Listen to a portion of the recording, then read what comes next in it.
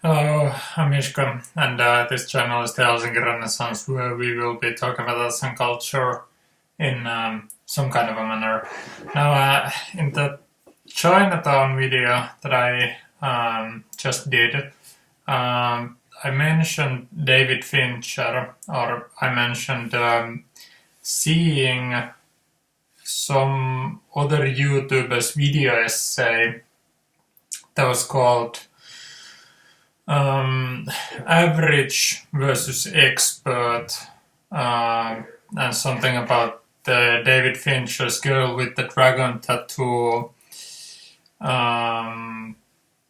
movie being better than the Swedish original.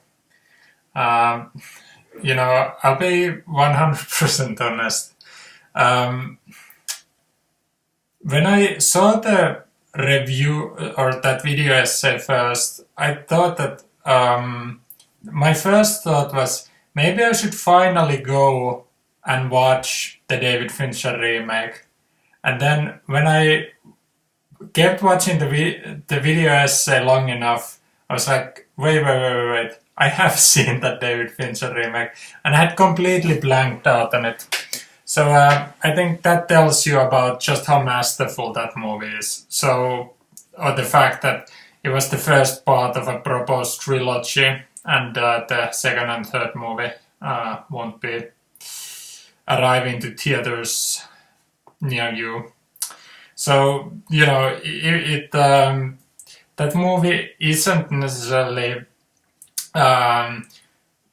It's probably not something that David Fincher himself would want used to sort of demonstrate his talent. But of course, with adaptations, it's always a question of, what if the source novel just wasn't something? I mean, it was an international bestseller, and the Swedish version had no problem getting fans for itself, and the admittedly lower budget Swedish films had no trouble getting the sort of dime store type sequels that it did. I think it's not a very adequate criticism of this comparison if somebody says that the David Fincher remake cost $90 million, and so you can't expect mounting a sequel to be as easy. But the thing is that Hollywood has so much more money than the Swedish film industry. So Hollywood spending 90 million on something is sort of kind of an apples to apples comparison with the Swedish film industry spending whatever it did on its Dragon Tattoo series. But anyway, so it wasn't financially successful, and that's not news to anyone. But then there is this situation that somebody thought that there was something insufficient in the filmmaking, in the more success, in the scale. I mean, you have to scale it down, but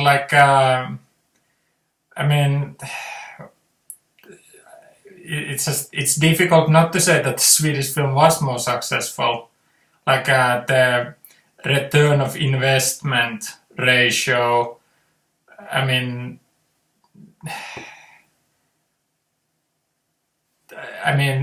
The Swedish original got its sequels, the Hollywood one didn't, because the return of investment was so horrible with the Hollywood film.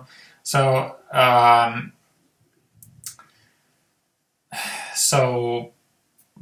it's difficult to not just flatly say that the Swedish one was more successful. But anyway, it's just funny to say that the more successful Swedish original would somehow be artistically, insufficient, but that is what that one video essay said.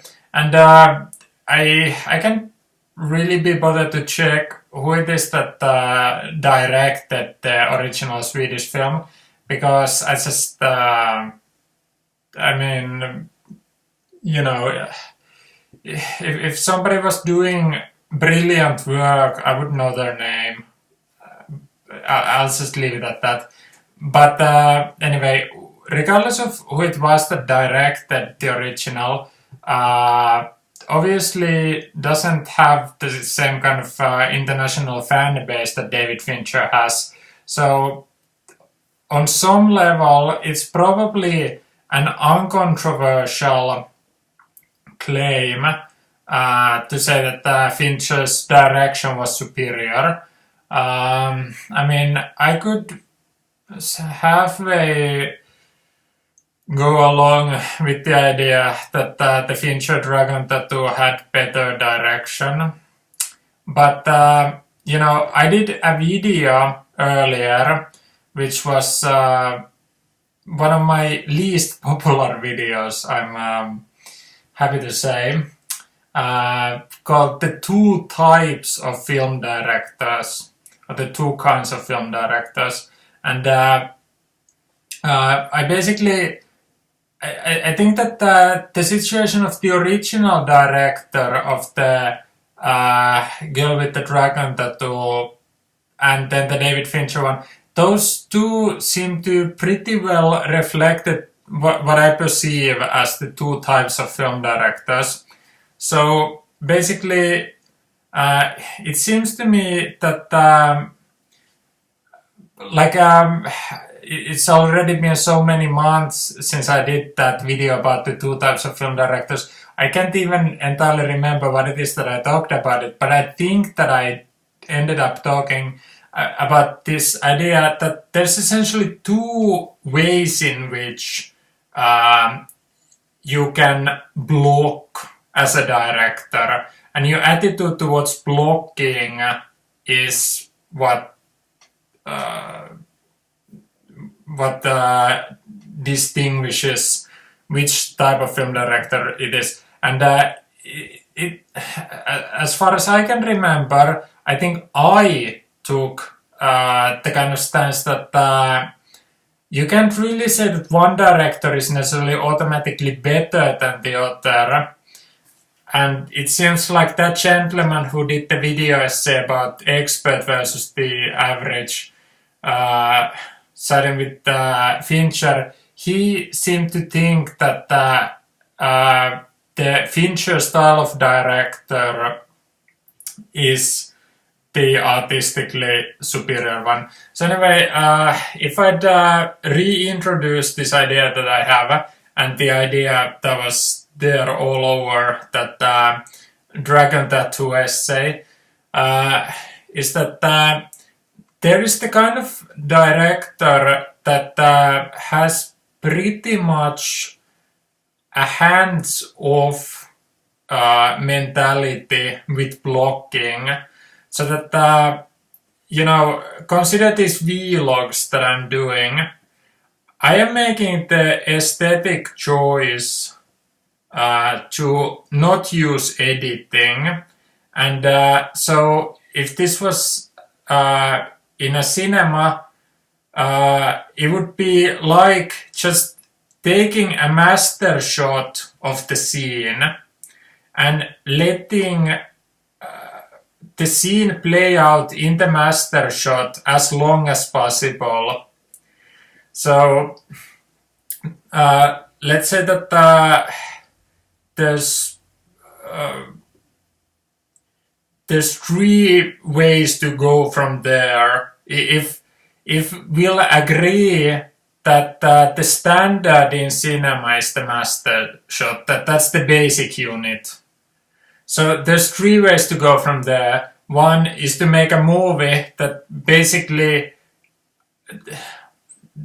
either consists of just one master shot, like Alexander Sokorov's The Russian Ark or Michael Snow's Wavelength, that it just consists of the one master shot, or alternatively, it consists of a succession of master shots. So that if I remember at all correctly, I think something like Jean-Luc Godard's Passion, I think, has roughly a filmmaking like that. I think it's mainly master shots. But anyway, so the idea, I think Ho Xiaoxian, for instance, a film of his like City of Sadness, pretty well has that kind of aesthetic that, you put the camera to some place, maybe pan every now and then, following some character, but basically that there is a certain vantage point from which it's as if the camera gets a personality of its own. It's not the point of view of any particular person. It's as if the camera almost becomes the director's point of view or the storyteller's point of view, and the scenes are almost done without editing. So there is that kind of master shot mentality. So if that's the thesis, then the antithesis of that master shot storytelling is the montage. So the idea is that what if I didn't just choose not to do editing, but I would do some sort of situations that I would have an idea of something. I want to do something.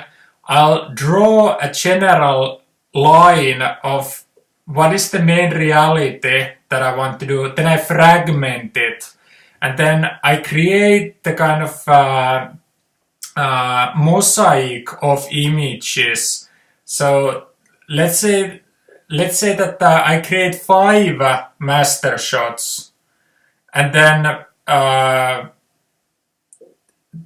essentially shoot 5 stages of the idea, and then I edit between them, so it can jump around those. Like if there's the 5 masters, then it's like 1A, 1B, 1C, and then 2A, 2B, 2C, 3A, 3B, 3C, and then it can cut from 1A to 3A to 1B, 2A, 3B, 4A, 1C, and so on. So you get the kind of montage, you understand how it is. So that then that kind of montage becomes the antithesis of the master shot filmmaking, such as what my vlogs are. And if this was fictional storytelling,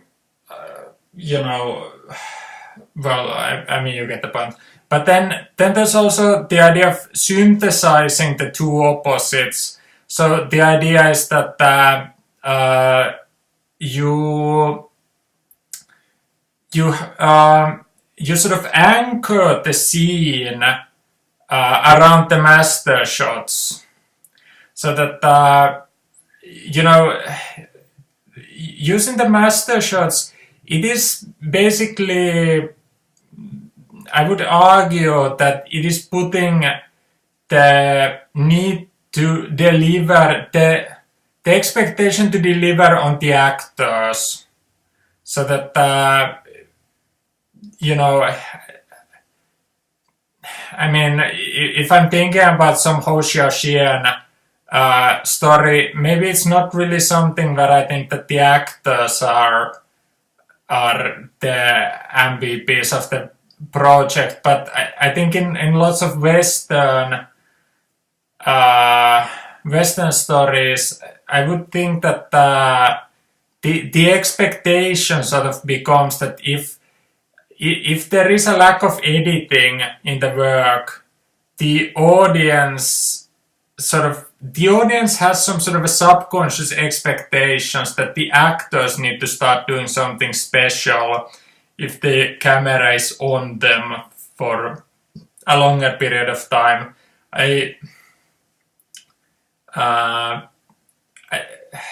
Well, maybe I shouldn't have even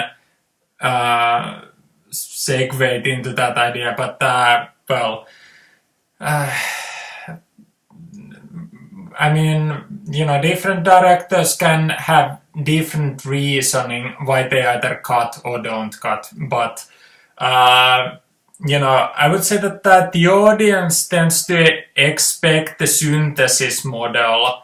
So the audience certainly doesn't want somebody who directs like Sergei Eisenstein, somebody who has an average shot length of like 1.5 seconds, and it's just very much fragmented with the kind of mosaic of multiple views of a given scenario, just swirling madly around in some sort of a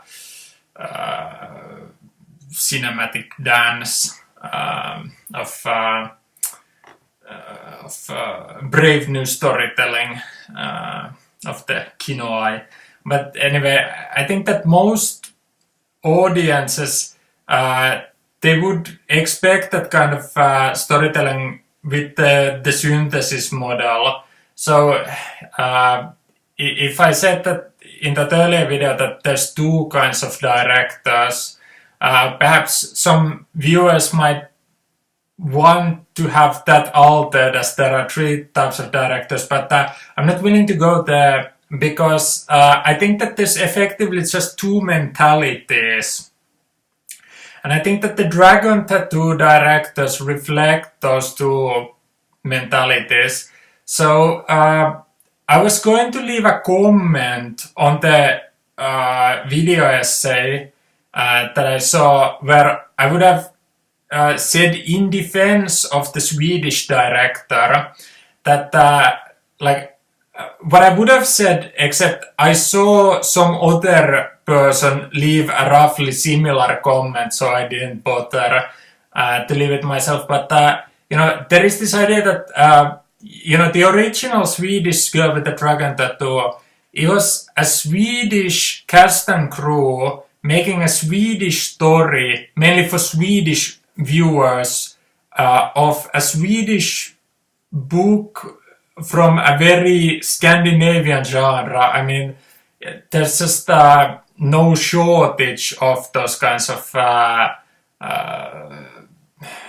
whether police procedurals or private eye stuff or whatever thriller things that Scandinavian genre literature is just oversaturating the market with. But anyway, the whole point that I'm trying to make is that there was a certain kind of strand of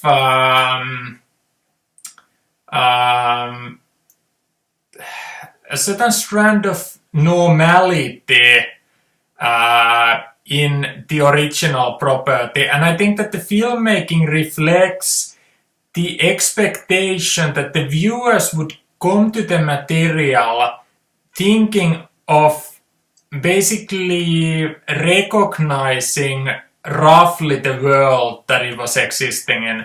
Whereas the David Fincher Dragon Tattoo, it was American crew going abroad,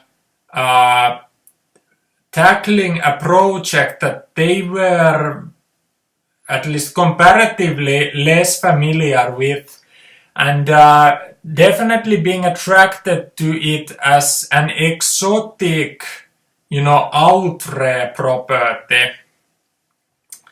I think it's worth saying that the original title, the Swedish title of the property is something like Man som hatar kvinnor, the men who hate women. So, when you change a title like that, which is not necessarily folksy, but it's definitely sort of anchored to prosaic realities, Whereas Girl with the Dragon Tattoo, it's flaunting whatever exotism is there in the project, sort of, front and center. And the Fincher work, it was trying to sell it as, something completely different, something completely removed from your experience as, let's say, an American viewer or whatever. I think the Girl with the Dragon Tattoo, it feels pretty much standard David Fincher. I mean, it plays pretty easily in the same continuum with Seven and Panic Room and Gone Girl and some of those other Fincher thrillers. So, for fans of Fincher, it was perhaps not exotic, but there was still sort of they certainly didn't make any kind of attempt at anchoring it to any prosaic realities, let alone to any political commentary about Swedish society, which Sweden gives this kind of very idyllic front, which was very much like the whole project was all about, like in David Lynch's Blue Velvet, the suburban life in some small town seems idyllic, but there are certain things brewing beneath the surface, and I've never heard anyone else draw parallels between the Girl with the Dragon Tattoo and Blue Velvet, but like the main mentality of wanting to expose how not, let's say that there's something rotten in the state of Sweden in this case, and I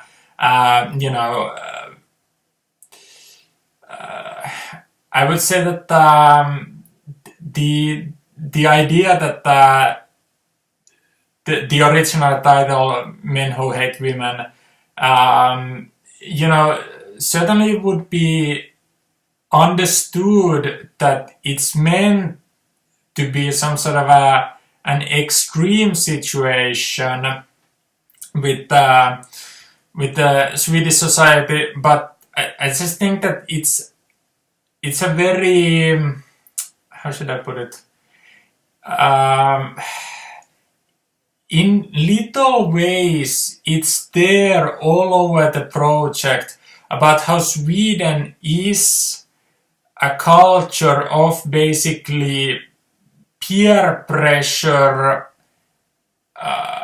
forcing conformity, and when there are people who don't accept the call to conform, like the Lisbeth Salander character, who is a total pariah, the newspaperman who has his own ideas about how things should be done, he doesn't conform, he's pushed towards more pariah status. Like then there are these characters who outwardly conform, and yet when no one's watching, the last thing that they are doing is be the perfect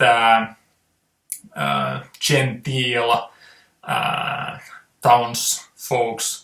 So, like, there is some political commentary about the state of Sweden all over Man som hatar kvinnor, and the David Fincher project obviously sort of front loads itself with the exotism and just the very sort of no-nonsense thriller genre conventions, and David Fincher has no opinions about Swedish society, I would imagine, and so like that is where those projects start or already taking different paths, and then the mise en scène related situations, that's obviously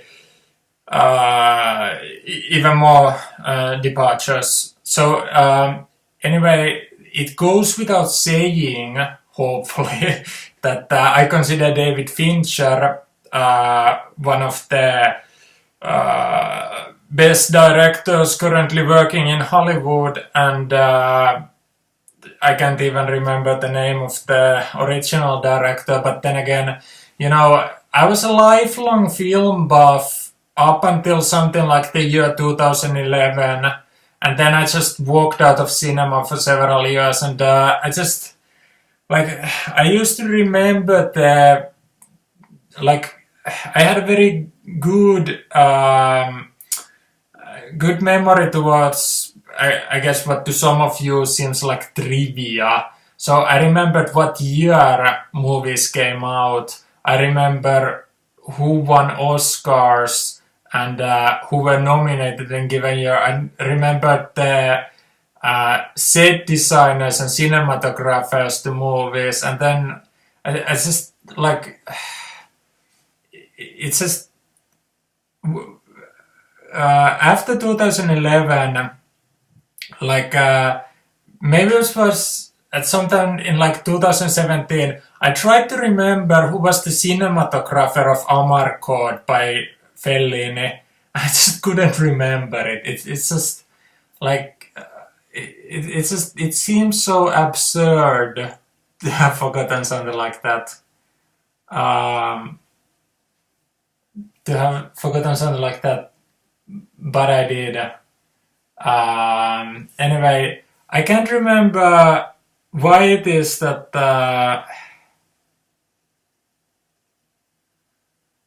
I brought this autobiographical tangent here.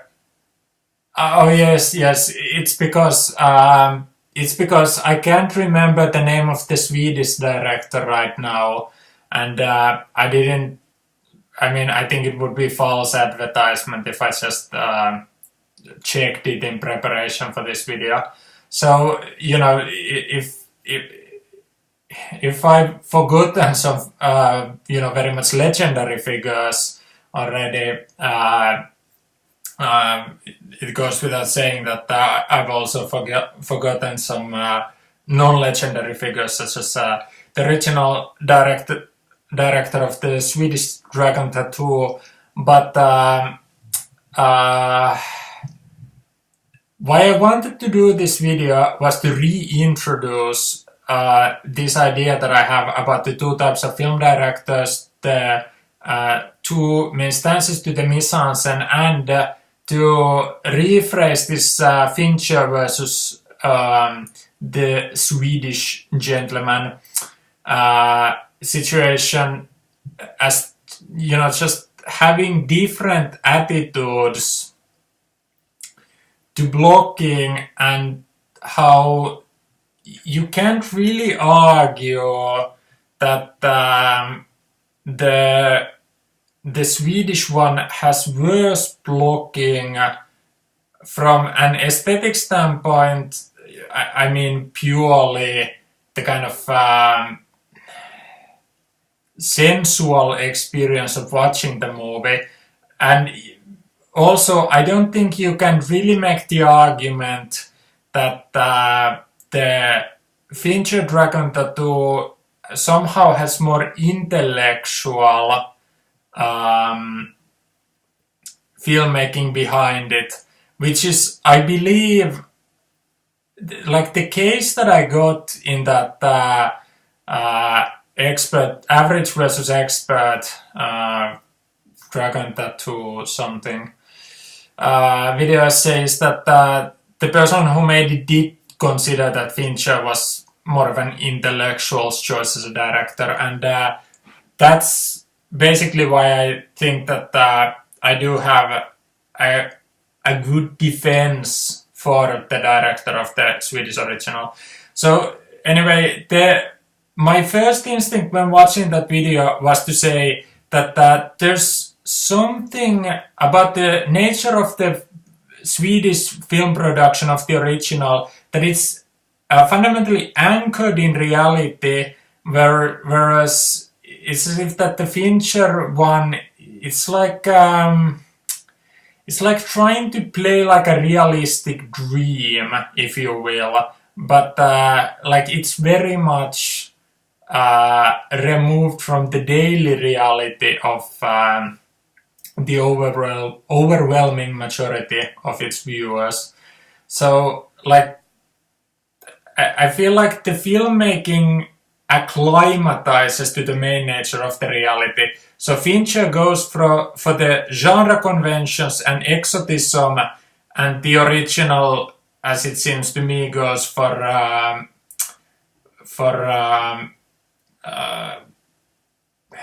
a shared sense of reality and some kind of slightly pulpy social commentary, let's say. That's just how it seemed to me. And yeah, the filmmaking very much is establishing those, like, the filmmaking is harnessed to create those main mentalities, to make them real in the form of the movies.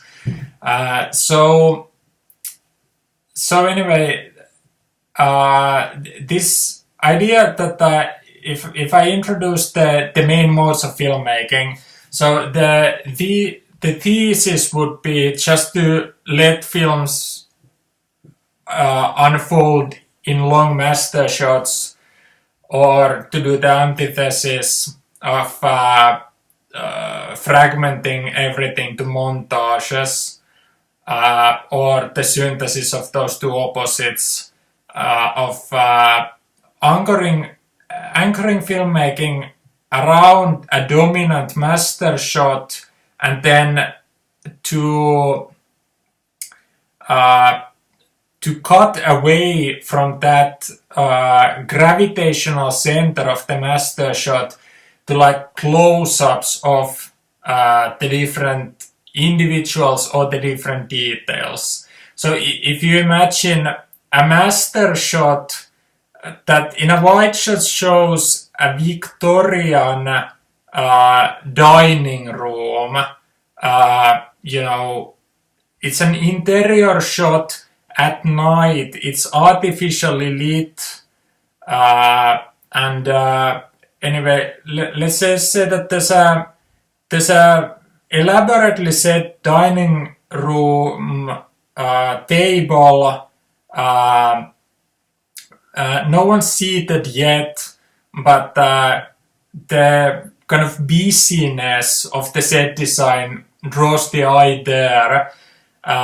Let's say that there's some sort of a situation that there's a somewhat prominent clock somehow behind the dining table, and then none of the other details are necessary, but they are just there to balance the composition. So anyway, if there's this idea that we are letting the master shot of the dining room table go on, let's say that a character enters in and goes around the table and goes and reads a letter beneath the clock, which is merely from a visual standpoint the best way for the composition to resettle. So a character is now alone in the frame, we are still letting the shot go on, and then there's an edit to a new character being framed in the doorway. So we have our first edit, introducing a stranger coming into the room, and then there's an edit that is a point of view shot of the stranger viewing the person reading the letter. And the person reading the letter doesn't see the stranger. So what I'd like to do is to, if the shots are the master shot, stranger's point of view, what I'd like to do is to leave the stranger's point of view shot there, and then have the character enter the frame there. So some people would think that that's cheating, where you would establish a point of view shot and yet have the character leave his own point of view. But it's just that's the joys of postmodernism for you. But anyway, I might be very tempted to do that. So it's the fair warning. But anyway, then have that character leave the frame and then join the person in his particular space, let's say, and depending on the framing, it pretty well the framing of that shot plays a great role in where you can edit from there. So basically, I would orchestrate the next event that happens based on where I want to cut the next, so that we can create a new, a completely new plane for the next event, where we can regain the balance through the editing decisions and the characters inside the frame. But anyway, that's sort of the this synthesis model in action for you. So if I'm not gonna improvise that scene in real time for you, but let's just say that more characters enter, and then whenever characters enter, they are introduced in close-ups, and then we keep returning to the master shot, establishing the wide dinner table. So then basically editing for close-ups is more like almost like a percussion type pacing decision.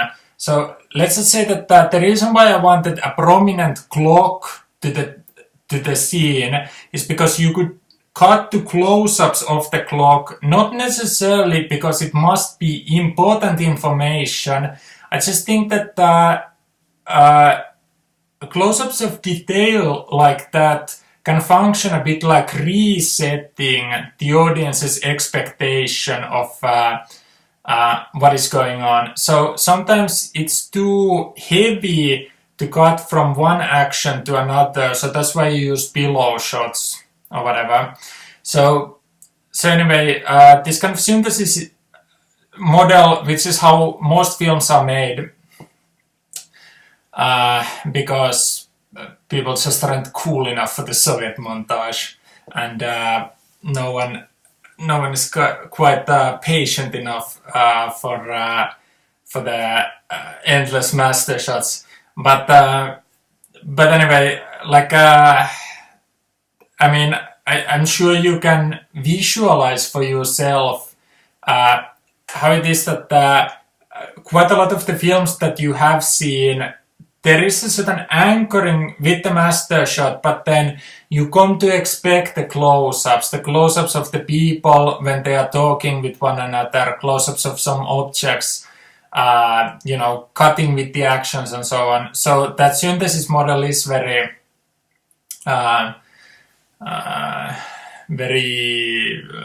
relevant, throughout throughout the cinema history. It's just sort of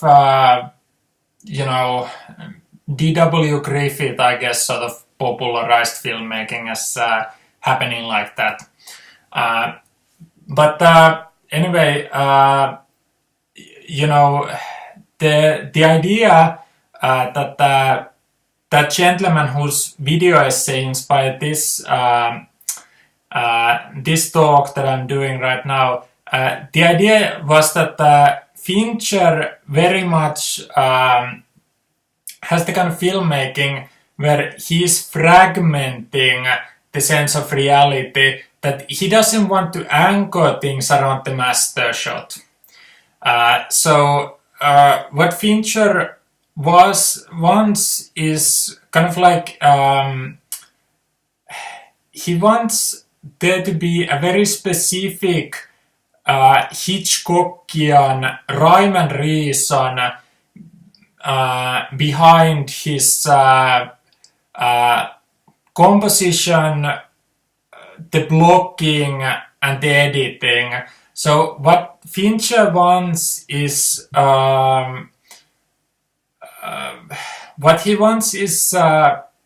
precision in his own storytelling. So he wants the details to be significant details. There isn't a clock just for no reason. There isn't an edit for no reason, and whatever. So there also isn't, how should I put it? There isn't the kind of storytelling where there is what I'd want to call unguided moments. So basically, I think that what Fincher's filmmaking is all about is that he through a certain kind of causality, he links one moment with the other, so that there's a very precisely created framework of detailing relating immediately with something else. And I can understand why some people find that admirable in the extreme, but I'm still making this video arguing against it, because it's one thing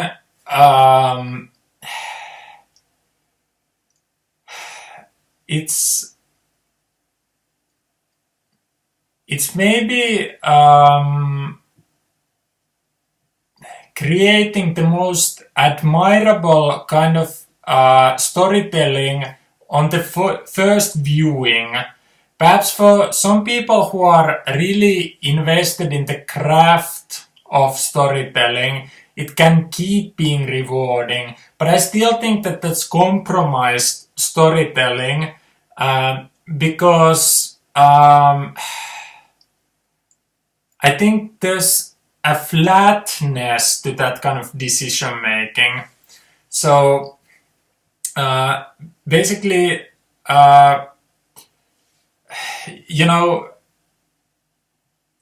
Alfred Hitchcock probably is the most prestigious filmmaker in Hollywood history. There's a couple of contenders as to who might be, Griffith, Ford, Hitchcock, Kubrick, Spielberg. I would throw Billy Wilder as a dark horse of a more consistently interesting director than some might think to give him credit. But there's a couple of Chaplin, obviously, but there's a couple of directors who are in that conversation. and perhaps Hitchcock might be some sort of a consensus choice for the people's favorite from Hollywood. And I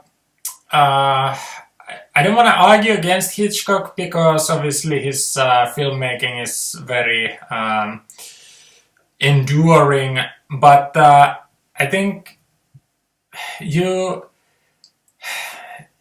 see a certain shallowness in the complexity of Hitchcock, and I think that Hitchcock and Fincher share in that shallowness of complexity. And basically, I think that Stanley Kubrick is sort of the logical answer as to what is lacking in Hitchcock and Fincher. So when Stanley Kubrick was answering viewers who were disappointed in the oblique nature of 2001: A Space Odyssey, and Kubrick, his only answer was, think about Mona Lisa by Leonardo da Vinci. What if Leonardo da Vinci had written on the lower right corner of the painting that she's smiling because she's keeping a secret from her husband or something? Like, on some level, perhaps that would create a certain kind of complexity to the picture, but it would create a really shallow complexity because you're basically being told, you're being guided to where your thoughts about the experience should go.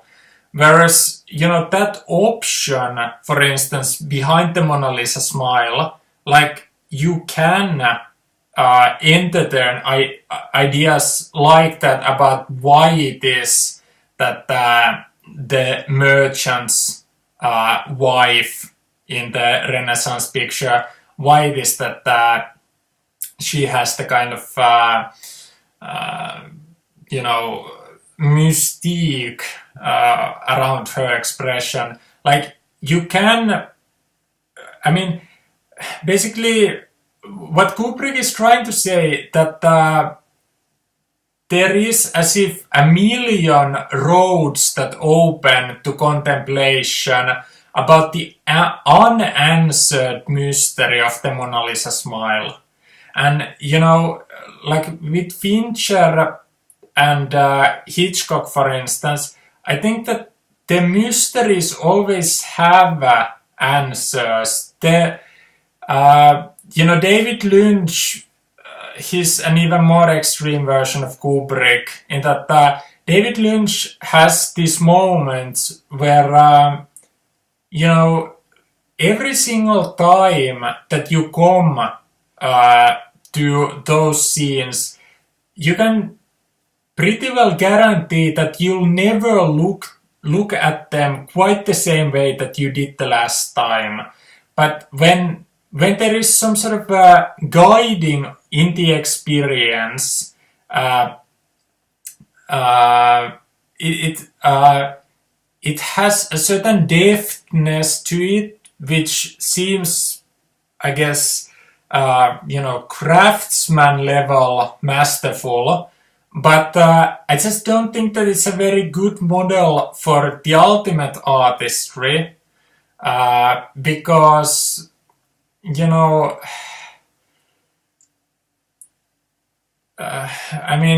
like, whatever road you want to take, that there are certain mysteries of the human heart, let's say, and quite a lot in storytelling is ultimately centered around those kinds of mysteries. And basically the shallow complexity of certain kind of storytelling where all is causality, all is one thing linking to another, and then piece by piece, creating the kind of designed experience. I don't think it has the kind of I don't think it has the kind of open spaces where I'm not talking about the kind of like Eraserhead type storytelling. I mean, that's not necessarily the best. Like, maybe I should have said Mulholland Drive, but I mean, I don't like either of these because, like, the allegory nature to Eraserhead seems pretty blatant ultimately, and even with Mulholland Drive, there is a certain kind of very opaque causality in the kind of story that is symbolically being told.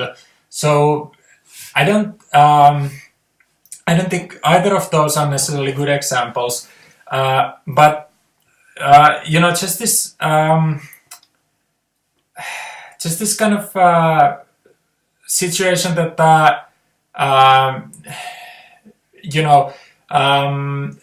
there is a line in Tom Wolfe's Bonfire of the Vanities where a politician asks, what kind of a person brings a can of mayonnaise to a political rally?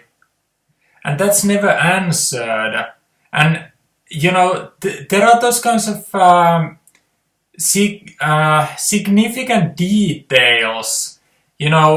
Vladimir Nabokov, in some of his lectures on literature, he kept insisting on that his students understand the importance of those kinds of significant details. Like, I remember when a couple of summers ago, I walked past the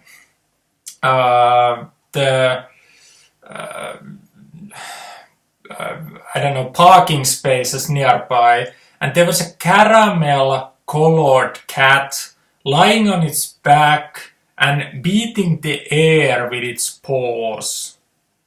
And I didn't quite know what it is that caramel-colored cat was doing, but that would be the kind of significant detail that somebody like Nabokov would understand in prose, and he would realize that really what we don't want, what Leonardo da Vinci realized, what Stanley Kubrick realized, what lots of artists realized, we don't want art to be like an equation.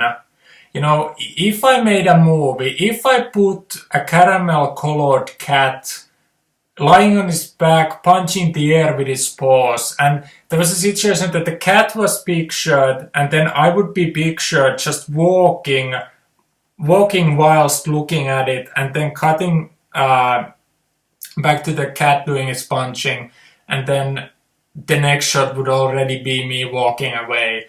Like, that's not an equation because it's not meant to add up to anything, but those things ultimately add up to the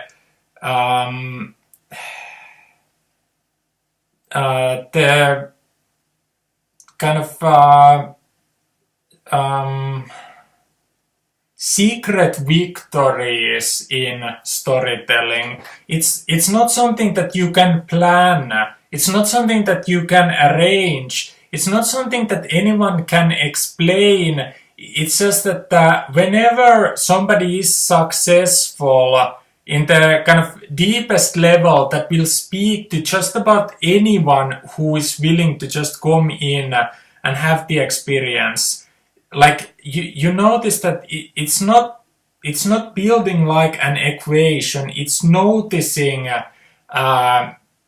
the important things that are, I mean, I've been writing about aesthetic theories and writing about how there's this core to art about fluctuations between change and permanence.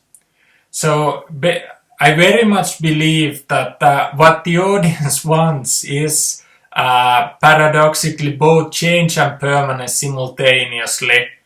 What do we want? Stories that remind us of our other stories. But if you only give us that permanence, we will blame you for being a derivative hack. So we want the permanence, but we also want the change. So we want change and permanence simultaneously, being there in flux. And basically what it is that when there are significant moments in art, that is a certain kind of a keynote to it. But let's say that that's the permanence of the work, but we also want change to that. So those kinds of caramel-colored cats, for instance, those are the changes to the permanence. Those are the ones that kind of strange details that really elevate the work without anyone necessarily being able to explain how it is that they elevate it. It's just they are necessary, but very few people doing theories about art can spot how it is that they give something essential. This kind of what Hitchcock and Fincher were doing, it is masterful, but I wouldn't raise it ultimately as the standard, because